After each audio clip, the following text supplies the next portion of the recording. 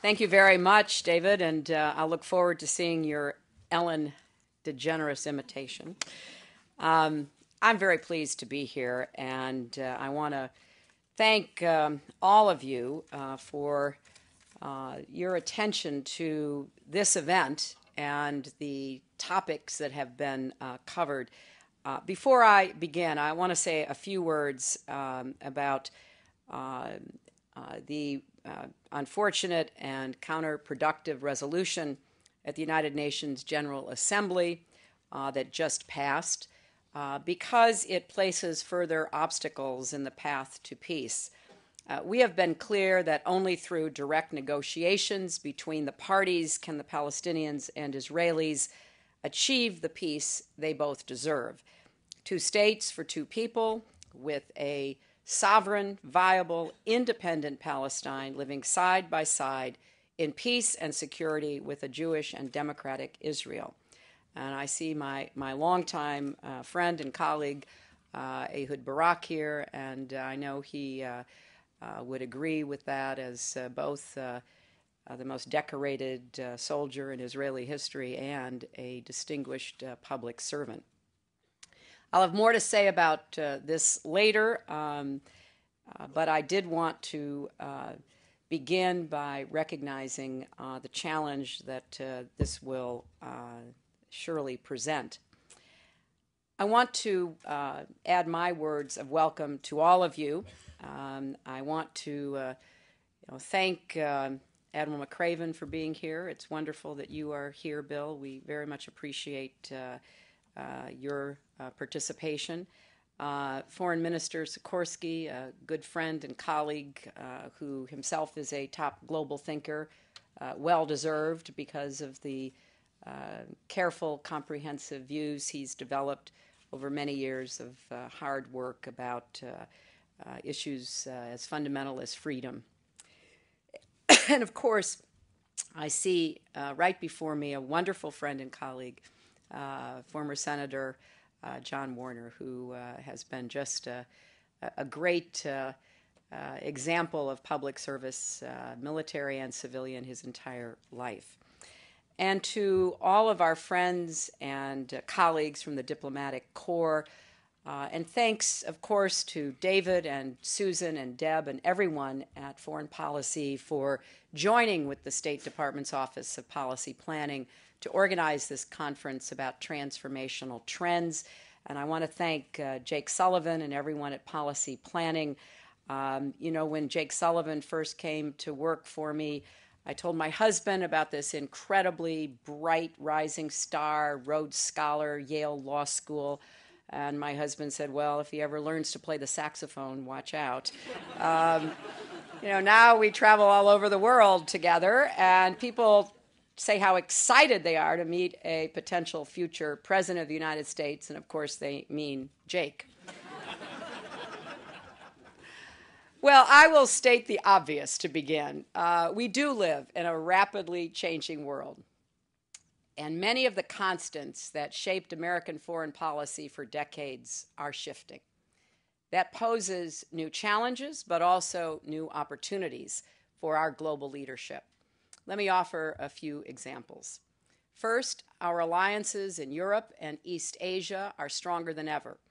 After 4 years of repairing Iraq-era strains and answering questions about America's commitment to diplomacy, our staying power, our global leadership, we are working across the board on so many important issues to all of us. At the same time, however, many of our allies are struggling with serious economic challenges and shrinking military capabilities. This will have implications for how we uphold the global order going forward. Second, China's peaceful rise as a global power is reaching a crossroads. Its future course will be determined by how it manages new economic challenges, differences with its neighbors, and strains in its political and economic system. Third, in the Middle East, the Arab revolutions have scrambled regional power dynamics, and the energy revolution around the world will likely further change the region's strategic landscape in the coming years. Indeed, America's increasing energy independence will have far-reaching implications, not only for our economic future, but for our security relationships around the world. Fourth, economics are increasingly shaping international affairs alongside more traditional forms of national power. Emerging powers like India and Brazil are gaining clout because of their size, of course, but more the size of their economies than of their militaries, more about the potential of their markets than their projection of what we used to think of as power. Meanwhile, the global economic system, open, free, transparent, and fair, that fueled unprecedented growth is now under unprecedented pressure from trade imbalances, new forms of protectionism, the rise of state capitalism, and crippling public debt. Finally, the traditional sources of America's global leadership are in need of renewal, a task for all of us. Now, the cottage industry of Cassandras and declinists have dramatically overstated this case, but it is true that the reservoirs of goodwill that we built up around the world during the 20th century will not, cannot last forever. New generations of young people do not remember GIs liberating their countries or American development assistance changing the face of their economies or literally saving generations from hunger and disease. They are more connected and engaged with the wider world than their parents and grandparents could have ever imagined. But they face mounting social and economic challenges and are not automatically pro-American.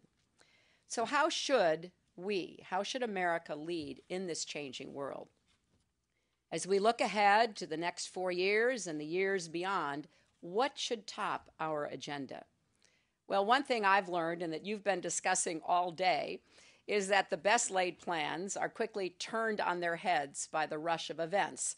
And certainly the first job of our nation's policymakers in the years ahead will be to get the big crises right, whether that's Iran, North Korea, or some unexpected threat. But we cannot allow the inbox to overwhelm us. There also has to be room to think out of the box. We have to deal with the urgent, the important, and the long-term all at once. Now, I mentioned 5 significant ways in which the international landscape is shifting, so let me offer 5 big-ticket agenda items that we absolutely have to get right as well. This starts with following through on what is often called our pivot to the Asia-Pacific, the most dynamic region in our rapidly changing world. Much of the attention so far has been on America's increasing military engagement. But it's important that we also emphasize the other elements of our strategy. In a speech in Singapore last week, I laid out America's expanding economic leadership in the region, from new trade agreements like the Trans-Pacific Partnership to stepped-up efforts on behalf of American businesses. The President's visits to Burma and the East Asia Summit highlighted the democratic values and diplomatic engagement that power the pivot. None of this is about containment. It's all aimed at advancing a rules-based order in the Asia-Pacific that will drive peace and prosperity for decades to come.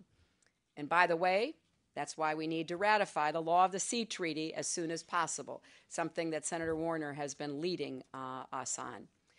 Over the next 4 years, the region will be watching to see whether America will make the diplomatic, military, and economic investments to lock in this strategy. That is exactly what we need to do.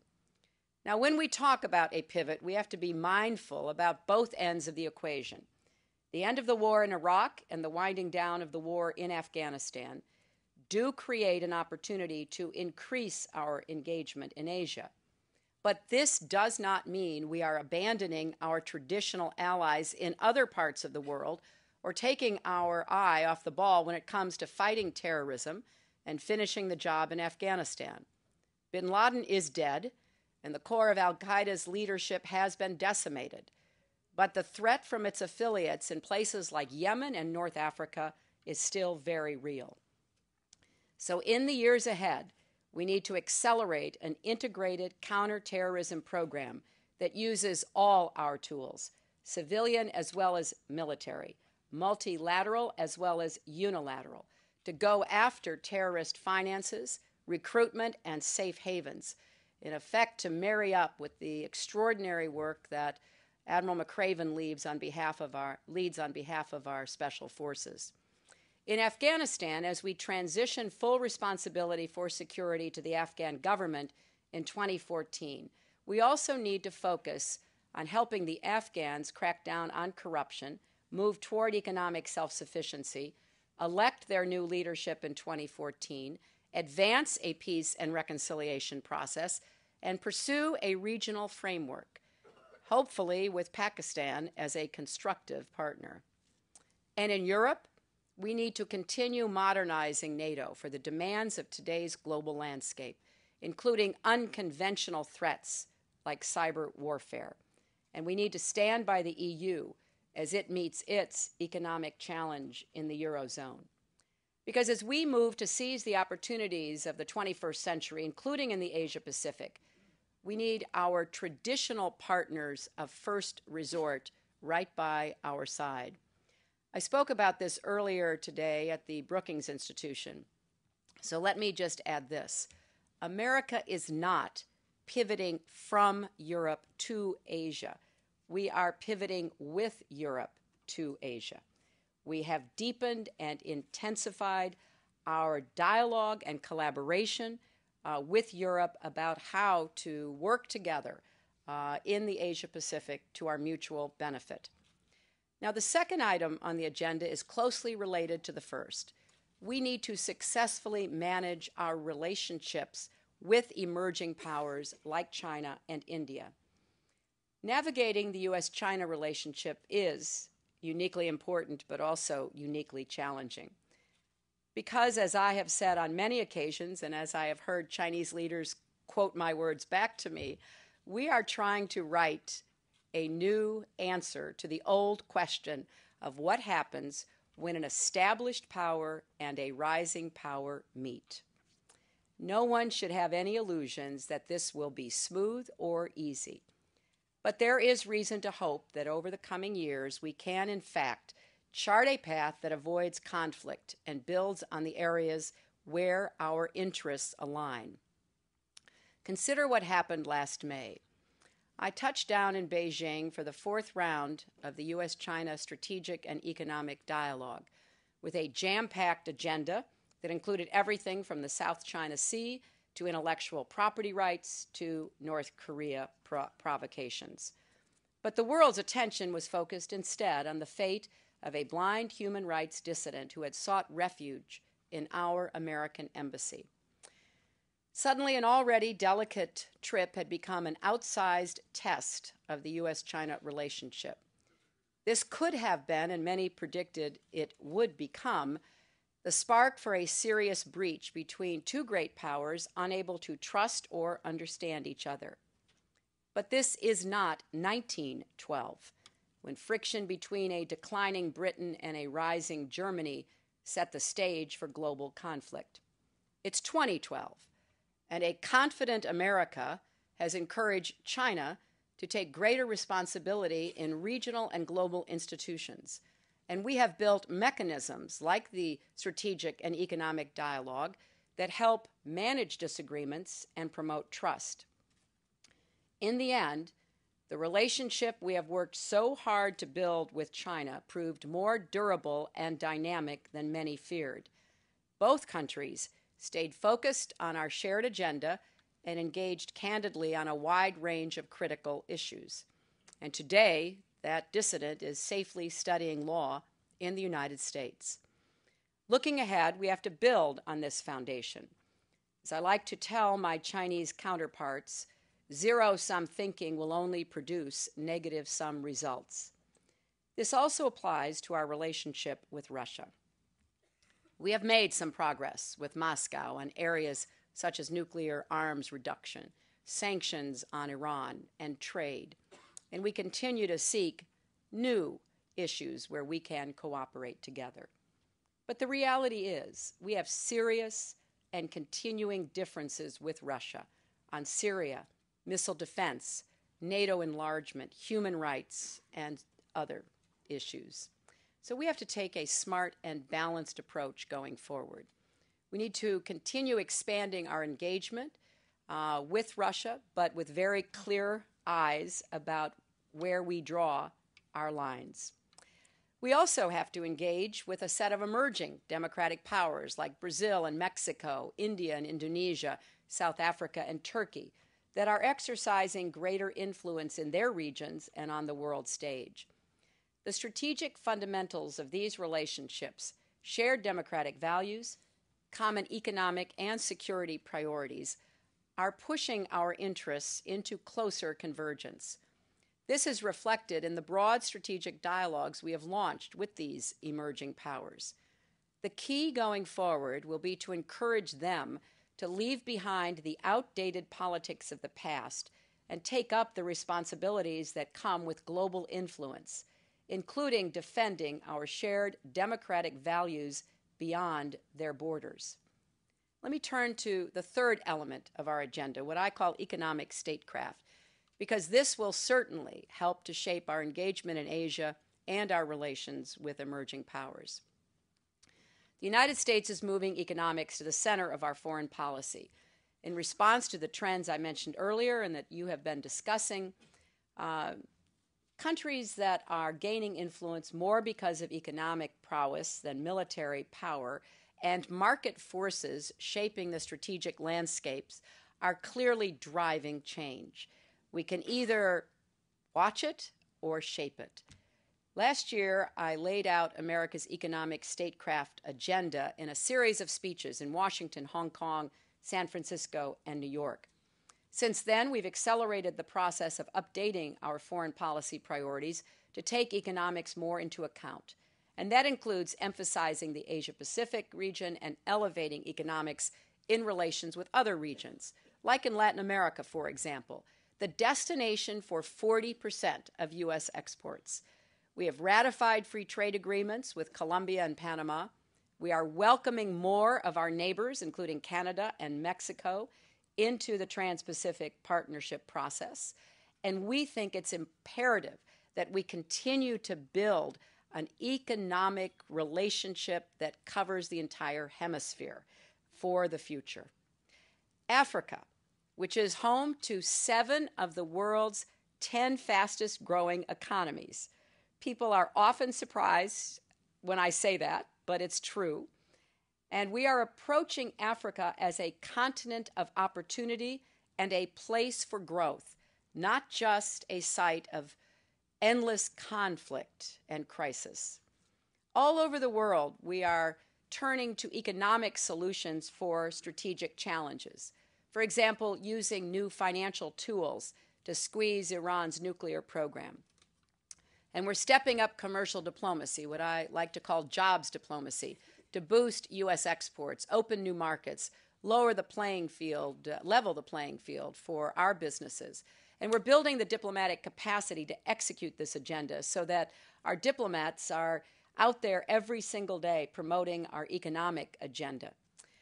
Now, our new focus on economics is also changing how we practice development around the world. Consider this. In the 1960s, official development assistance from countries like the United States represented 70% of the capital flows going into developing countries. Since then, even though we have actually increased our development budgets, because of surging private investment and trade, that official development assistance represents just 13% of those capital flows. So we are refocusing our approach to development to better harness market forces and make public sector investments that catalyze sustainable private sector growth. Now, the fourth agenda item is very much on our minds today. What does the future of the Arab Spring hold for those who are experiencing it and for all the rest of us? One day we see the new government of Egypt stepping up to help mediate a ceasefire in Gaza, and the next it is raising concerns through new, far-reaching constitutional decrees. We see territory slipping from the grips of the Assad regime, even as the opposition faces questions about its own coherence and the presence of extremists in its midst. Libya has freely elected moderate leaders, but has also become home to extremists and roving militias. Iran continues to cling to its nuclear ambitions while its economy crumbles. And just today, the Palestinian Authority, which has eschewed the violent path of Hamas and others, pursued a diplomatic move at the UN that is counterproductive to the cause of a negotiated peace. I will have more to say about that tomorrow night at the Saban Forum here in Washington, but for today, let me offer this one thought for U.S. strategy in the region going forward. We cannot view any of these challenges or changes in a vacuum. They are all connected, and our strategy needs to account for the intersections and relationships. For example, you cannot understand what happens in Gaza without tracking the path of the rockets from Iran, or how the upheaval in Syria and the rise of the Muslim Brotherhood in Egypt have affected Hamas, how the treaty between Egypt and Israel remains the bedrock for peace in the region despite all the change going on around it, and how Israel's concerns over Iran's nuclear program shape its overall security posture. Then there are the economics of border crossings and fishing rights and concerns about smuggling and arms proliferation, and the list goes on. So the United States really does need to bring an unprecedented level of strategic sophistication to these problems rather than just chasing after the crisis of the moment. American policymakers need to play chess, not checkers. And although some would have us wall off certain challenges, that is just not realistic in today's world. And that leads me to the fifth area, a set of cross-cutting and interconnected global challenges that defy both national borders and easy solutions. Climate change, poverty, hunger, disease, nuclear proliferation, human trafficking, women's rights, international terrorism, and more. No one nation can solve any of these problems alone. Each one calls for a global network of partners, governments, businesses, international and regional organizations, academic institutions, civil society groups, even individuals, all working in concert. Building those coalitions is one of the great tests of American leadership. We rightly call America the indispensable nation because only the United States has the reach and resolve to rally disparate nations and peoples together to solve problems on a global scale, certainly in defense of our own interests, but also as a force for shared progress. Our ability to convene and connect is unparalleled, and that, in the end, in the 21st century, is what leadership is about. Diplomacy and development are not always glamorous. It's like what Max Weber said about politics. It's the long, slow drilling of hard boards. But it is the only way we're going to be able to bring together the disparate, often conflicting interests in order to move forward together in this interconnected world. Here's one moment that captures this for me. In December 2009, the international community gathered in Copenhagen to try to negotiate a way forward on climate change. Interests collided, talks stalled, tempers frayed, and I remember late one night being in a very small room in the convention center with a large number of leaders. We emerged after 2 a.m. following a particularly frustrating session. Everyone rushed to the doors. The cars were trying to get to everyone waiting to take all of us to our hotels. We were standing there when Nicolas Sarkozy looked up into the cold Danish sky with exasperation and declared, "After this, I want to die." I think that's how we all felt to some extent. But we kept at it. And thanks in large measure to the fund that President Obama and I had in intervening in a meeting to which we were not invited, we hammered out a deal that, while far from perfect, set the stage for future progress on this critical issue. Because starting in Copenhagen and continuing in Cancun, Durban, and this week in Doha, we have pushed for a global agreement that would apply to all significant emitters, developed and developing alike, because there is no way to get ahead of this crisis unless we do that. Over the past 4 years, the Obama administration has also struck a deal with car companies to nearly double fuel efficiency by 2025. We've doubled production of clean energy, made historic investments in breakthrough technologies, launched new international partnerships like the Climate and Clean Air Coalition to take aim at pollutants like black carbon and methane that account for more than 30% of current global warming.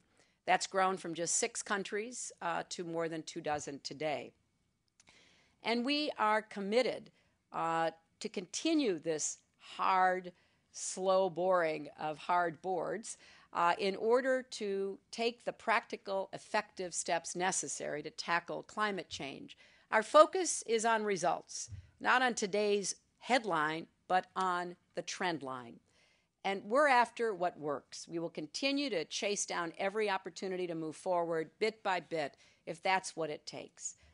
That is a model for how change happens today, from advancing peace in the Middle East to securing the rights of women to stopping the spread of nuclear weapons, step by step, day by day. And there's no substitute for that hard work, no replacement for diplomacy, and no alternative to American leadership. So certainly there is a lot to do in the years ahead to tackle this agenda, and we'll need to use all the tools in our arsenal. That means institutionalizing smart power, continuing to tap 21st century technologies from social networking to clean cook stoves, building a network of partnerships with other governments to fight terrorism and AIDS, with the private sector to advance food security and financial literacy, and so on.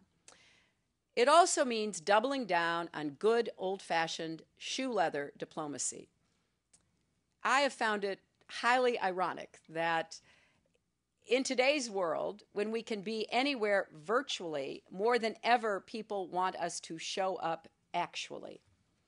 Somebody said to me the other day, I look at your travel schedule, why Togo?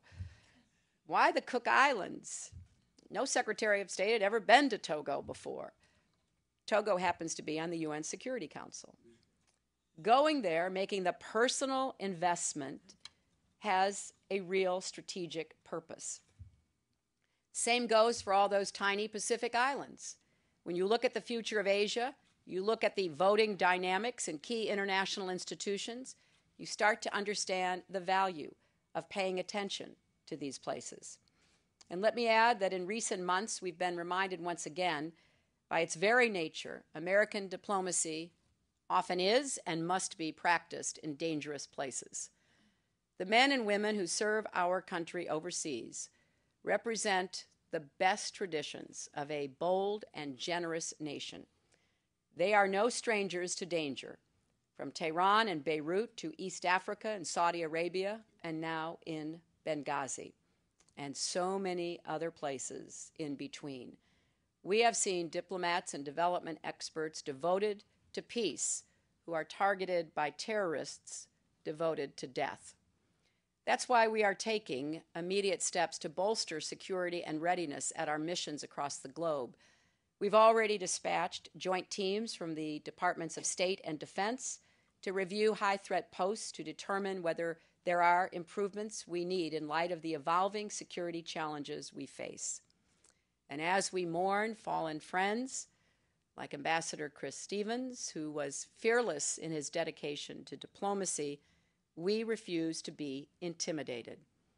Our people cannot live in bunkers and do their jobs.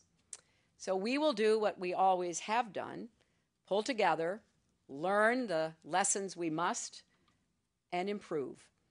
Because America always emerges stronger and more confident when we do that.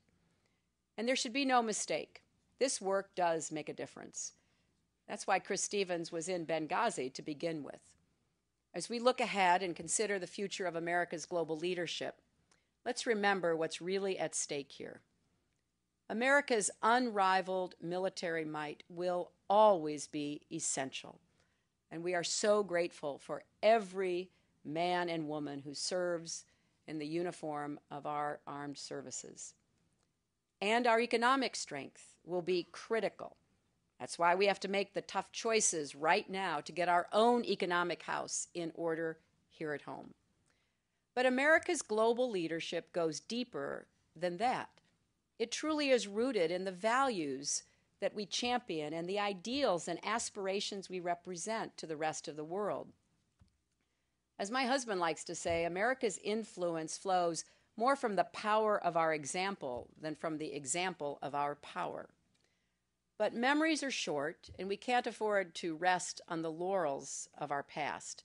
So it's our job to reintroduce a post-Iraq generation of young people around the world to principled American leadership. That is part of why I've logged so many miles over the last 4 years, going to something on the order of 112 countries, holding town hall meetings with young people from Tunis to Tokyo, shining a spotlight on the concerns of religious and ethnic minorities from the Copts in Egypt to the Rohingya in Burma, putting down a clear marker on internet freedom, going to the UN Human Rights Council to stand up for the rights and lives of the LGBT people around the world, advancing a new approach to development that puts human dignity and self-sufficiency at the heart of our efforts, and pushing women's rights and opportunities to the top of the diplomatic agenda. Mountains of evidence tell us that no nation can achieve the progress we all want and need if half the population never gets to participate. So the economic evidence is overwhelming. We cannot exclude the energy and talent that women add to economies, and we know where women are allowed to and encouraged to participate, societies are more stable, less prone to conflict and the export of terrorism. So there's a lot for us to do as we shape our own global leadership and then use it to help shape the world that we want for our children. The United States should be at the head of a growing column of democratic nations, always extending the frontiers of freedom and opportunity, of peace, prosperity, and progress. That's who we are as Americans. It truly is in our DNA, and that's what makes us such an exceptional country. So I thank all of you. As I look around this room, I see a lot of familiar faces of people who have been on the front lines of helping to define, examine, and practice American foreign policy and national security policy for many years. And we need you to keep doing what you are doing, to keep thinking out of the box. In the years ahead, we will need all the wisdom and perspective that we can possibly gather. But I am absolutely confident that our nation has what it takes to continue leading the world no matter what comes our way. And with your help and the help of so many others around our country and like-minded people around the world, America will remain the greatest force for peace and progress the world has ever known, and the world will understand and work with us to move toward the kind of future that we all deserve. Thank you very much.